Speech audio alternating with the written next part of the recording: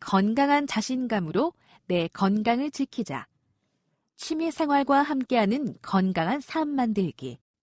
몇 해 전에 미국인으로부터 존경을 받고 있는 기업인 빌 게이츠와 워렌 버핏이 뉴욕 컬럼비아 비즈니스 스쿨에서 진행되었던 TV 대담 프로그램에 출연하였습니다. 이 프로그램에서 빌 게이츠가 한 말이 매우 의미 있게 다가왔습니다. 그가 이야기한 성공 비결은 건강한 자신감이라고 지적했습니다.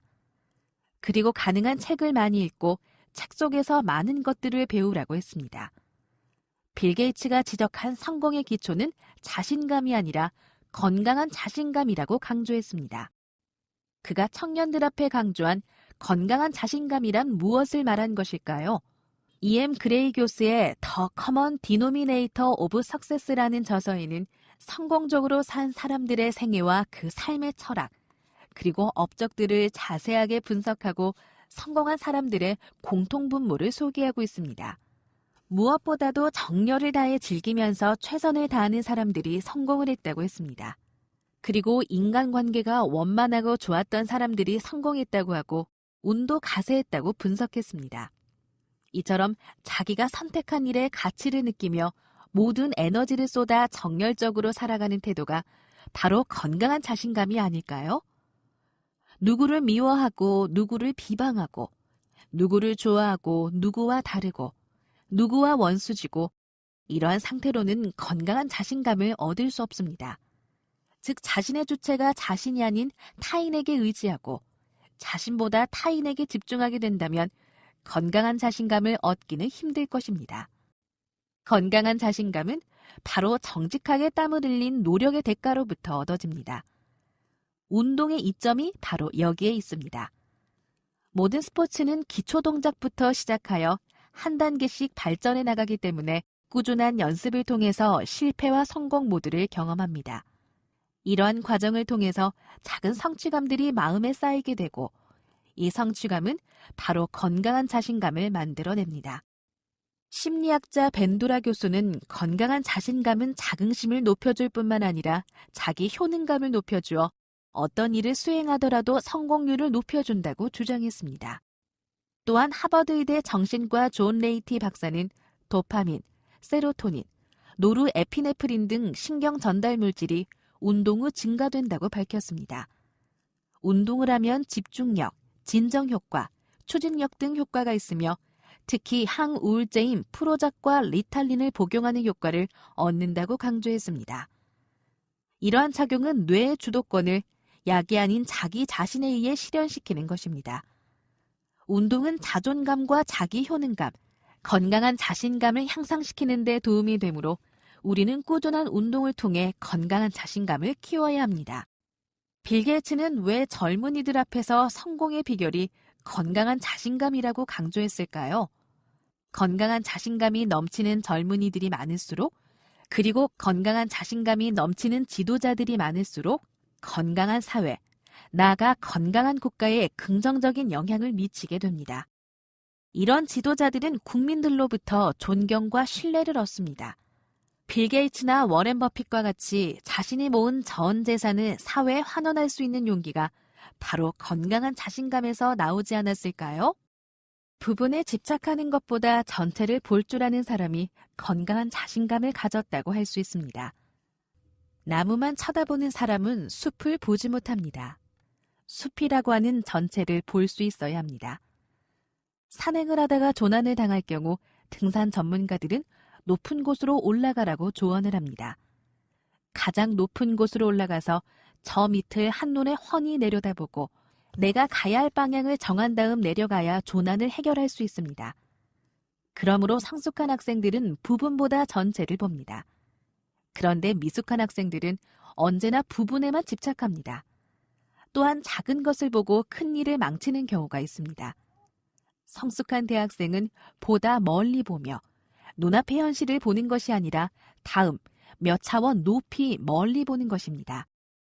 건강한 자신감이란 어떤 일에 대하여 뜻한 대로 이루어낼 수 있다는 스스로의 올바른 능력을 믿는 굳센 마음을 의미합니다. 목적을 달성하기 위해 부정직한 방법으로 그 목표를 달성한다면 건강한 자신감을 만들어내지 못합니다. 흔한 예로 대학생들에게 볼 수 있는 컨닝 문화입니다. 이것은 자신에게 당당할 수 없는 행동으로 젊은이들의 영혼을 파괴하는 짓이기 때문입니다. 결론적으로 우리가 속해 있는 대학의 사명은 성숙한 인재들을 만드는 데 있습니다. 성숙한 대학생들은 멀리 생각하고 함께하며 비전을 가지고 오늘을 소중하게 최선을 다하여 실천하게 됩니다. 그리고 그들은 건강한 자신감을 배우고 이 사회의 등불이 될 것입니다. 월 1회 이상 산에 오르는 등산 인구가 1,500만 명 가까이에 이르렀으며 휴일에는 등산객들이 등산로를 가득 채우고 있습니다. 특히 서울에서 쉽게 갈 수 있는 북한산, 도봉산, 관악산, 수락산, 청계산 등은 많은 등산객들로 붐비고 있습니다. 이처럼 많은 사람들이 등산을 하는 이유가 어디에 있을까요? 첫째, 등산의 묘미는 어려움과 땀 흘림을 통해 인내력을 배우게 됩니다. 산 정상에서 느끼는 심리적 성취감은 돈으로 절대 살 수가 없습니다. 이런 성취감은 나도 할 수 있다라는 자신감을 만들어줍니다. 이 자신감은 다른 일상에도 전이가 될 뿐 아니라 학업의 효율성을 높여줍니다. 둘째, 등산은 자신과의 싸움에서 이기는 법을 터득합니다. 그리고 인내와 함께 포기하지 않으면 반드시 목표가 이루어진다는 것을 학습하게 됩니다. 이러한 성취감은 학교에서 얻어지는 것이 아니라 자연과 더불어 열정을 쏟고 노력하여 얻어지기 때문에 매우 값진 경험입니다. 셋째, 등산은 산 정상에 목표를 세우고 포기하지 않게 되면 그 목표가 바로 달성된다는 사실을 깨닫게 해줍니다. 여러 차례 반복하게 되면 이로 인해 내공이 생기고 더 당당한 인품을 만들어줍니다. 이 밖에도 등산은 전신 운동이기 때문에 운동 효과가 탁월합니다.